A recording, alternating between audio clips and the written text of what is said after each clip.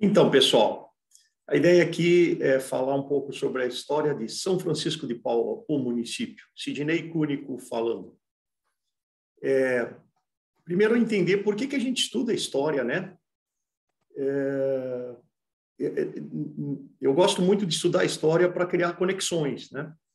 Conexões com o presente e, eventualmente, com o futuro, né? Então, o que levou, na real, à criação da vila, do município de São Francisco de Paula, né?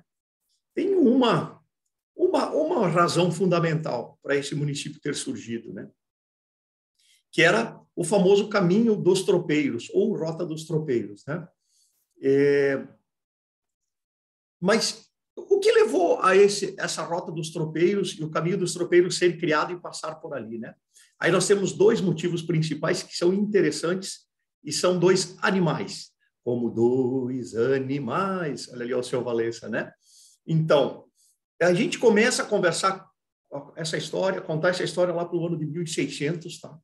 O que era a América do Sul em 1600? A gente vai conectando com a América do Sul, né? O que São Francisco tem a ver com a América do Sul, com a história da América do Sul, né? Mas lá por 1600, nós tínhamos o maior movimento econômico de toda a América do Sul, era a famosa mina de prata de Potosí, na Bolívia, lá bem mais para o norte, né? E ali tinha muita mineração de prata e tal, o Império Espanhol bombando ali, né? E aí eles precisavam de trabalhadores, né? Escravos indígenas e tudo mais, mas eles usavam um animal de carga muito importante que se adaptou muito bem, que era a mula, pessoal. A mula, vejam bem, as mulinhas eram importantes naquela época, muito mais que o cavalo, para o tipo de trabalho de uma mineração, né? Então, existiam muitas mulas já trazidas pelos europeus, né? Assim como o gado bovino, né? E cavalos. Aí nós cortamos um pouquinho e a gente entende o que estava acontecendo mais aqui próximo do Rio Grande do Sul.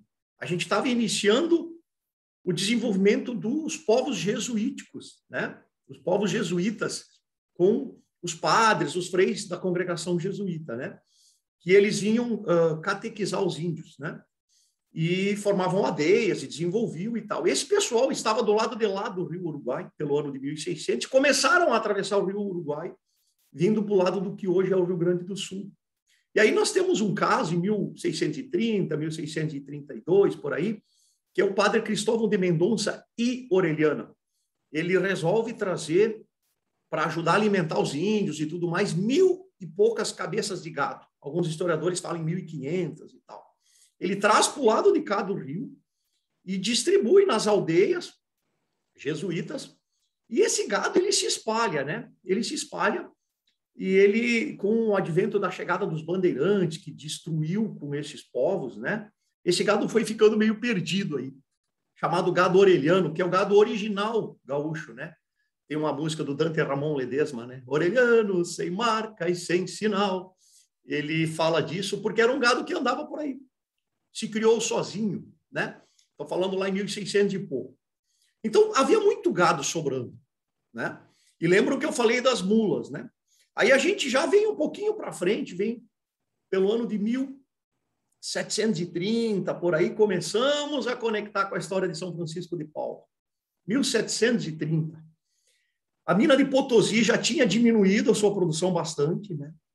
E aí estava começando outra corrente econômica muito forte na América do Sul, que todos nós brasileiros conhecemos, que deu origem ao nome de um estado importante. As Minas Gerais, Minas de Ouro, do Império Português daí. E o que precisava nas Minas Gerais para minerar? Precisava das mulinhas, pessoal. Olha só que interessante, né? As mulinhas de novo. Então, lá pelo ano de 1730, nós tínhamos um imenso estoque de gado orelhano andando pelos prados do Rio Grande do Sul, tinha se criado, né? E os estancieiros, grandes estancieiros, que recebiam as glebas do Império Português, eles já estavam começando, né? Já estavam criando ou cuidando, né? Ou colhendo esse gado que já estava pronto. Então, por um lado, havia muito gado e, pelo fim da mineração em Potosí, nós tínhamos Buenos Aires, a região de Buenos Aires era uma criadora muito forte de mulas também. que alimentava lá. Como Potosí se acalmou, né? Tinha pouca produção, as mulas sobraram. E elas precisavam, eram compradas, então, e precisavam seguir até as Minas Gerais. E aí entra nós no meio do caminho, o Rio Grande do Sul e São Francisco de Paula. Então, as primeiras grandes rotas que se criaram, elas eram mais pelo litoral ali, né? Criciúma e tal. Mas a serra lá, provavelmente a serra lá em São Paulo era muito difícil de subir. Então, um tal de Coronel Abreu, encomendado pelo governador do estado de São Paulo, ele veio até o sul do Brasil e ele juntou, essas mulas vinham de Colônia do Sacramento, que era ainda uma cidade portuguesa, e vinham até Viamão, pelo lado da Lagoa dos Patos, ali naquele estreito de terra, passava por Rio Grande ali, né? E Viamão era um centro importante de acúmulo, né? E esse Abreu, então, ali por volta de 1732, ele reuniu uma tropa de mulas e gado na faixa de 3.000 cabeças e ele desenvolveu esse caminho, então, que é o caminho dos tropeiros, que passou por Viamão, Santo Antônio da Patrulha, sobe a Serra do Rolante, que é contornando o rio, e sai em cima das pradarias, os campos de cima da serra. São Francisco de Paula, então, ainda não tinha esse nome, era conhecida como os Campos de Cima da Serra. E aí se criou esse caminho. Os grandes tropeiros e os pequenos tropeiros também seguiram o caminho do Abreu esse. Eles passavam com a boiada por São Francisco de Paula, onde hoje é, caminho de Bom Jesus, depois juntava com as vacarias, né? Com os Campos das Vacarias, que deu origem ao município de Vacaria. E eles seguiam Santa Catarina dentro, passavam por Lages, por Mafra, por Lapa, e saíam em Sorocaba. A grande feira brasileira do gado era em Sorocaba. De Sorocaba distribuía, ia até as Minas Gerais, ia para o Rio de Janeiro, etc. Então, esses tropeiros, eles faziam esse caminho, né? Ficou muito conhecido esse caminho dos tropeiros, o primeiro grande movimento econômico da região, né?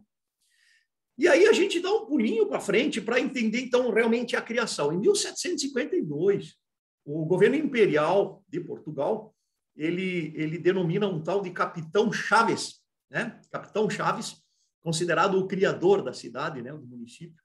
Ele era um grande estancieiro, né? Ele foi promovido a capitão de ordenanças, digamos assim, né, que era uma espécie de autoridade. Ele tinha 100.000 hectares, 100.000 hectares. Isso dá um quadrado de 32 quilômetros por 32 quilômetros na região de São Francisco de Paula. E ele, em 1770, alguma coisa assim, aí ele dá um espaço, ele doa um espaço para criar a igreja. Ele era devoto de São Francisco de Paula, por isso o nome da cidade iniciou assim. No início era São Francisco de Paula de Cima da Serra. E só depois, quando ele se tornou realmente município, emancipado e tal, de Taquara, ele tirou o de Cima da Serra, ficou São Francisco de Paula. Gente querida, era isso por hoje. Se gostaram, compartilhem e vamos seguindo. Mais estudos e mais histórias em breve.